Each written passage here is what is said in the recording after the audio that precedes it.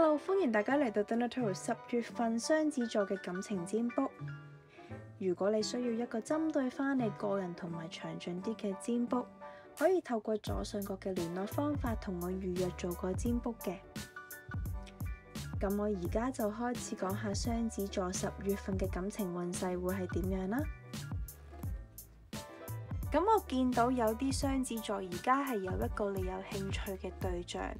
而最近你係開始慢慢做一啲低調嘅行動，去到吸引對方嘅注意，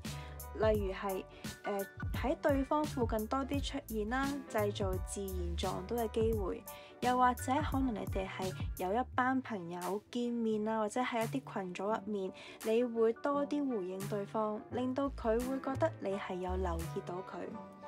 咁雖然暫時未見到一個好明顯嘅成效，咁但係我見到呢段感情係仲有希望嘅。只要你唔心急，慢慢去到經營。我會建議你今個月可以安排多啲兩個人單獨嘅互動，例如係食下飯或者做一啲簡單嘅活動咁樣。咁慢慢嚟，就唔好話好急突然咁樣表白。另外，有啲雙子座而家係喺一段有競爭嘅關係入面，雖然今個月你好似係贏咗咁，對方係可能揀咗你，又或者係佢比以前有更多時間同埋心思放喺你身上面，令到你覺得自己係有一個優勢喺度。咁但係好快你又會覺得唔安心，你心入面仍然係有好多嘅戒心，好似會隨時失去而家有嘅嘢咁樣。而呢一種防備感會令到你好緊張，成日都會擔心對方會唔會俾人搶走，又或者會唔會因為其他人而動搖。咁同時我見到你同你對象喺今個月呢都比較容易有摩擦嘅。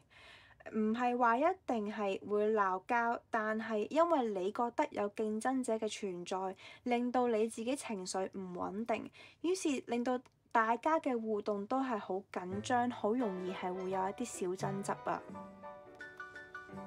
咁到最後，有啲雙子座而家身邊有個對象，但係你同佢嘅關係係好有模糊感㗎，你哋好似好親密，但係又保持住一種距離。好多嘢都係冇講得好清楚，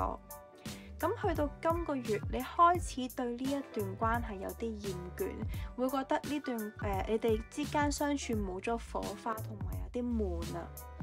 咁所以啦，當今個月有一個可以帶到俾你熱情、新鮮感嘅人出現呢，你就好容易俾佢吸引住，會想試下發展，於是冷落咗而家現有嘅對象。但係要留意啦，呢個新對象可能嚟得快去得快，冇一個穩定性喺度㗎。咁雙子座嘅占卜就去到呢度啦，我哋下次再見啦，拜拜。